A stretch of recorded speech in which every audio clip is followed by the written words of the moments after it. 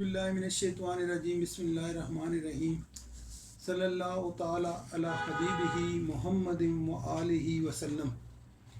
हमारा आज का टॉपिक आँखों के बारे में है। आँखों की बात चल निकली है तो मुझे नज़ीर बनारसी साहब का एक बड़ा खूबसूरत शेर याद आ रहा है। वो आँखें गुलाबी और ऐसी गुलाबी, वो आँखें गुलाबी और ऐसी गुलाबी कि जिस रुत को देखें बना दें शराबी। आज हम आँखों के जिस आर्ज़े अशोब चश्म की बात कर रहे हैं उसे भी आम तौर पर सुर्ख या गुलाबी आँख कहा जाता है। इसे कंजक्टिवाइटिस भी कहा जाता है क्योंकि ये आँख की जो शिफाफ झिल्ली है कंजक्टिवा, उसकी सोजिश होती है जिसकी वजह से आँखें सुर्ख या गुलाबी हो जाती हैं। ये मर्ज़ हर साल दुनिया भर में लाखों लोगों को मुतासिर करता है। आजकल हमारे वतन अज़ीज़ पाकिस्तान में भी ये मर्ज़ वबा की सूरत में फैल चुका है, लेकिन एक बात याद रखें कि ये कैफियत आर्जी होती है, कुछ दिनों बाद ये अज़ खुद ख़त्म हो जाती है। अशोब चश्म के बुनियादी असबाब में वायरल इन्फेक्शन, बैक्टीरियल इन्फेक्शन और दीगर एलर्जी के असबाब जैसे धुआं, फ़ज़ाई आलूदगी, स्विमिंग पूल्स में क्लोरीन की ज़्यादा मिकदार, मुख्तलिफ़ सख्त किस्म के केमिकल्स और दीगर एलर्जेंस शामिल हैं। इनमें सबसे आम जो सबब है वो वायरल इन्फेक्शन है। बैक्टीरियल और वायरल असबाब मुतअद्दी हैं और बहुत तेज़ी से फैलते हैं और एक शख्स से दूसरे शख्स में फ़ौरन मुंतकिल हो जाते हैं।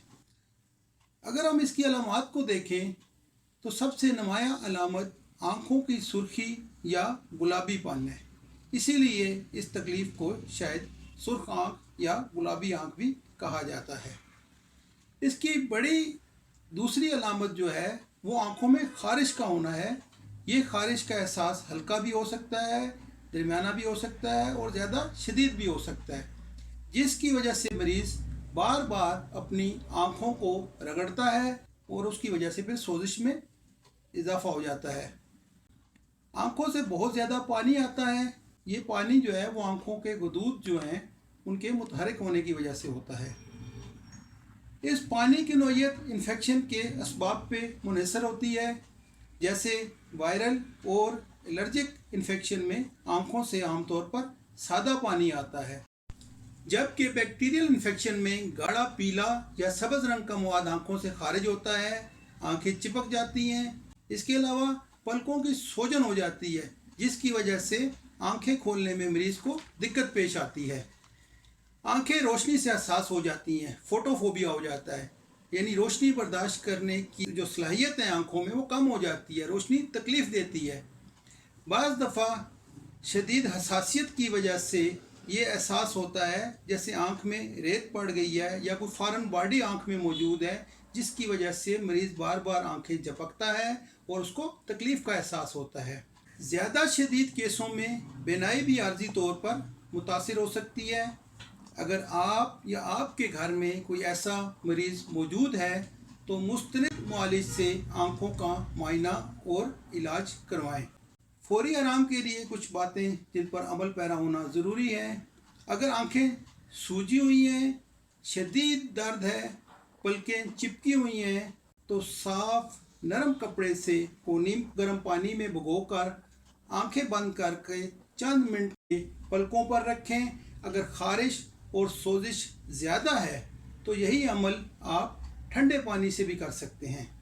इन्फेक्शन का फैलाव रोकने के लिए हाथ बार बार धोएं, ख़ास तौर पर चेहरा और आँखों को छूने के बाद। इसके अलावा तकलीफ़ के दौरान कॉन्टैक्ट लेंस जो हैं उनके इस्तेमाल से परहेज़ करें।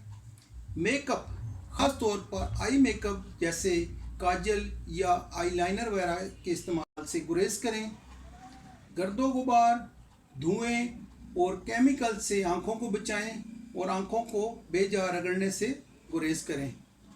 ज़ाती इस्तेमाल की अशिया मसलन तौलिया, wash cloth, eye makeup, contact lens वगैरह शेयर ना करें। सन ग्लासेस का इस्तेमाल करें। اس کے پھیلاؤ کو روکنے کے لیے ہجوم والی جگہوں پر جانے سے گریز کریں، جیسے school, day care centre, offices وغیرہ۔ ٹیشو وغیرہ اگر استعمال کرتے ہیں تو اس کو پراپر طریقے سے ڈسپوز آف کریں۔ اپنے چھوٹے بچوں کو ان تمام باتوں کے بارے میں آگاہی فراہم کریں۔ آنکھوں کا باقاعدہ طبی معائنہ کروائیں۔ ہومیوپیتھک طریقہ علاج میں آشوب چشم کا بڑا کامیاب علاج موجود ہے۔ اس کے لیے آپ ہومیوپیتھک دوائی ایکونائٹ، بیلاڈونا، یوفریزیا اور ارجنٹم نائٹ، یہ میڈیسن آپ کے علاج کے لیے مددگار ہو سکتی ہیں، لیکن انہیں اپنے ہومیوپیتھک معالج کے مشورے سے استعمال کریں۔ اگر آپ کو ہمارا چینل پسند آئے تو اسے ضرور سبسکرائب کریں۔ شکریہ۔